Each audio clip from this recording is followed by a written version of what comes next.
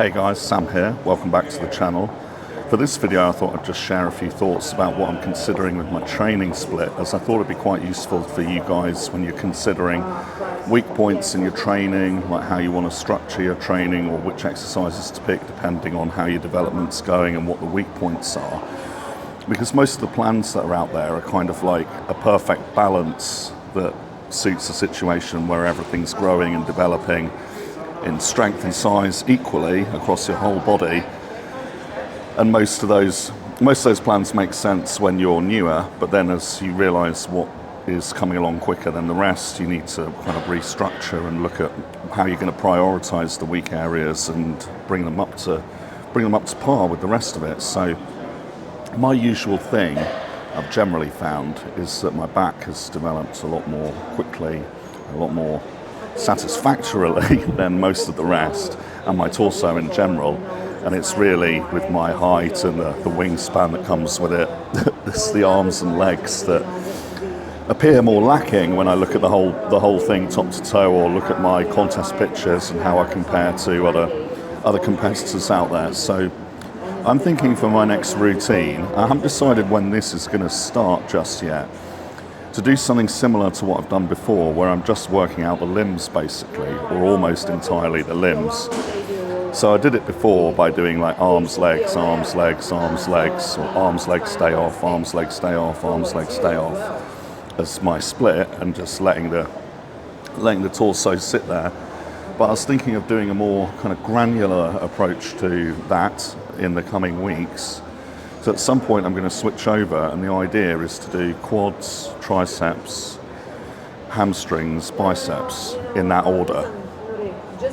But I'm not too worried about basically leaving my torso alone and chest and back and shoulders, because it's much easier to regain muscle that you've already had than it is to make new progress in a certain area. So those areas that I find more challenging, to make the new progress is going to take a concerted effort, whereas any kind of atrophy that occurs in those areas that were easier anyway will be much easier to bring back. So I'm going to use some exercise selection that will utilize the chest and the back and the shoulders, so that they're not completely left alone.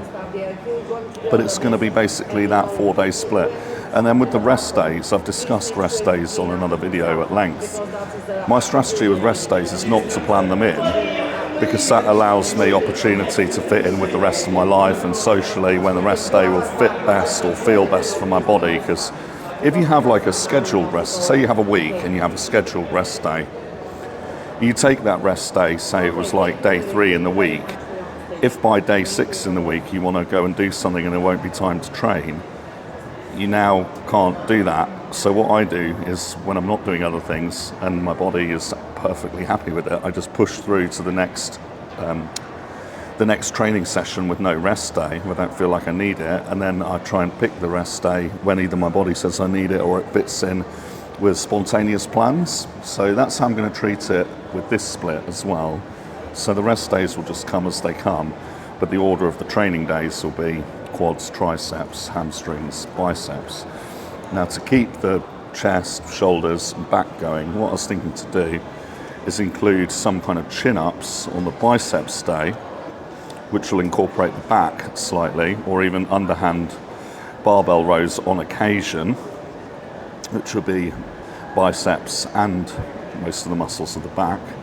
And then with the chest, if on the triceps day I incorporate some close grip pressing, that will use my chest just enough to keep it like ticking over and not completely ignored, and get the benefit of the blood flow going through it, even though I'm not pushing any sets to failure like with that muscle specifically. And then with the shoulders, I could just add in some lateral raises on whichever day feels the easiest out of the 4, just as an extra, and that'll be sufficient to keep the shoulders ticking over. So that's the idea that I have for a new routine that's going to be like serious concerted effort on weak part training. And within those days, obviously, I'm going to pick exercises that give a variety of angles, that provide a variety of emphasis to the different parts of those muscle groups. So with the quads, I'll be looking at some exercises that emphasize kind of the vastus medialis, you know, the teardrop, things like extensions, some more the vastus lateralis, you know, the outer sweep of the quads, which would be more like the hack squats with the feet together and stuff like that. So it'd be, you know, quad stay with hack squats, maybe barbell squats, maybe feet low kind of leg press, leg extensions for sure, maybe a lot of high volume on those. Then on the triceps day, it can be a close grip press to keep the chest going, but then the other angles that would incorporate the long head would be things like extensions overhead. More the side of it would be kind of your push downs, stuff like that. Skull crushers, so it would be a blend of angles like that. Then on the biceps, we'll have some with the elbow at different angles, so it'll be some kind of preacher curl, some kind of dumbbell curl, possibly incline curl or cable curl, something that provides variety there. And then because my forearms are probably overdeveloped compared to the upper arm, I'll be minimal on things like reverse curls or hammer curls. And with hamstrings, I've got like seated and lying leg curls. I could look at RDLs potentially, although they don't connect so good for me. And then maybe even a vertical leg press with my feet higher up on it, really hits hamstrings. And that will be, you know, the rough kind of exercise selection within that split. So I'm quite looking forward to it. I think I'm due a change. I was doing a basic body part split, but with legs twice in it previously. Then obviously I kind of overdid it on the legs. Knees achy, stepped back to legs once, then I had the toe injury and put a pause on legs. So I really want to come in strong again on legs and take the opportunity to work arms hard as well. So this is probably all going to click in after the road to 300 pounds either gets completed or put on pause in the next 2 weeks. But I wanted to just talk through it to explain the kind of thought processes behind training once you sort of an intermediate level or beyond. And now provide a few examples of how you might do something similar for your weak points. So, you know, all of the muscle groups, you could be doing a body part split, but you could rearrange it that you're training a certain muscle group twice a week instead of once.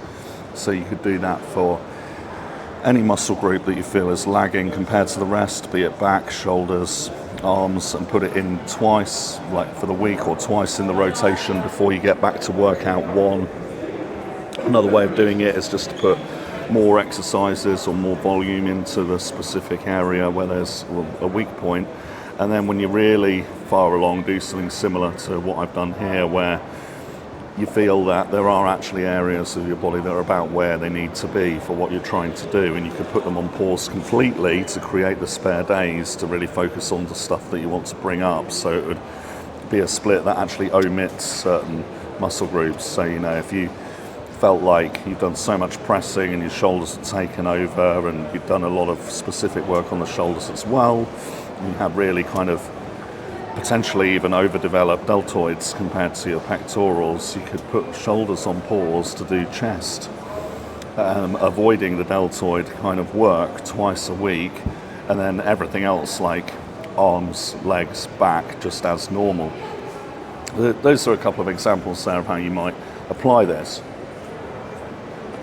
It's not so hard to work out, and this is always why with helping someone with their program or just giving my advice on here, I emphasize actually measuring what's happening in the results. So you baseline what you're doing in terms of training, diet, extra assistance, whatever it happens to be, and then basically do like a check-in weekly, but it's not just your body weight, that's too rudimentary. So obviously I'm pressing to 300 pounds and it makes a more kind of instantly relatable journey, but the reality is I'm looking for development in certain areas, mostly the arms and legs. So this is what I'm doing. But what this means for monitoring your own progress is once you've decided what you're doing and you're doing it consistently week by week, you're going to adjust according to the results that come in. But the results that come in are not just your body weight, they are your measurements. So this is why when I put a previous video called bodybuilding like measurement protocol revealed, I think it was called something like that. It's way down in my videos where I actually demonstrate like how to use the skin fold calipers and the tape measure, because if you're going to do this yourself or working with someone and you're not having full body scans or anything crazy expensive like that, the most effective rudimentary way of doing it is with a tape measure to keep a sense of your muscle growth in areas like your chest and back by measuring around here, and on your upper arms, forearms, three places on your legs and on your calves. And then also you can get an idea of how your body fat levels are going up and down by measuring your neck and your waist. So the waist is going to give you a very clear idea of well, when you compare it to the other measurements, like how much of the weight gained is fat versus muscle, depending on how much you're adding to your waist versus, like, your arms and chest. Neck is a little bit different because it can be fat and muscle, but it's kind of more of an indicator of fat than, say, your upper arms. But you get a feel for this the more you do it week on week with the tape measure. And then the purely subcutaneous fat measurement of what you're doing would be with the skin fold calipers. So pinching a few sites with skin fold calipers, like on your abdominals, like on your just next to your hip, or on your thigh, on your lower back. You know, if you want to be really meticulous about it, there'll be about half a dozen sites, in the same way that with your muscle measurements there's going to be at least half a dozen, and you do the whole lot. But if you wanted a rough idea, you could just pick one or two for the tape measure and one or two for the calipers, and that's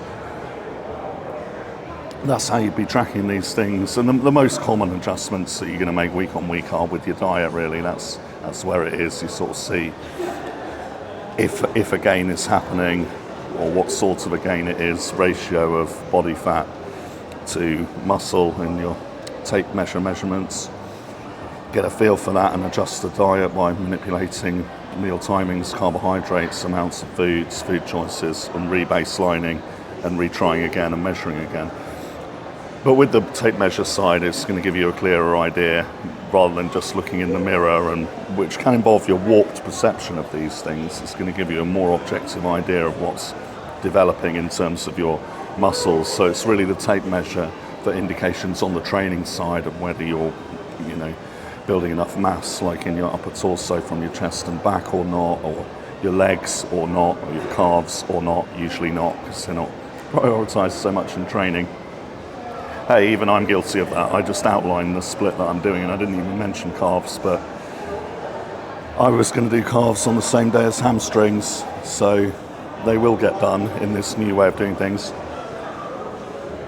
But I haven't exercised calves for quite some time because of that really busted up toe from that iron weight plate, you see. So they'll be about ready quite soon, and they won't be forgotten about. They'll be included on at least one of those days in that new proposed system. But that's what I'll be testing, and whether it's working or not will be revealed to me in the weeks that follow the commencement of it by all those tape measurements that I'm going to do.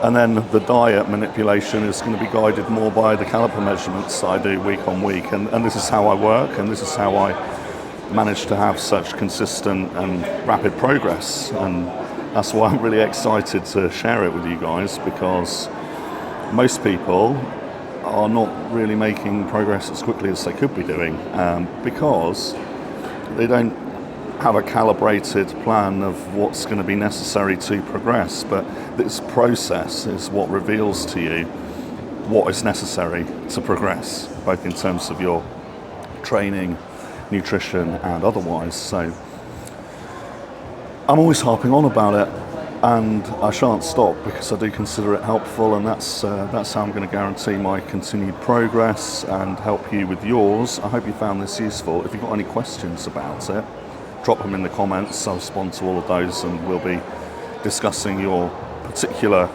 confusions with it or particular goal with it. And if you like this kind of advice and information and all the workouts and all the rest of it with bodybuilding, please consider subscribing. Cheers.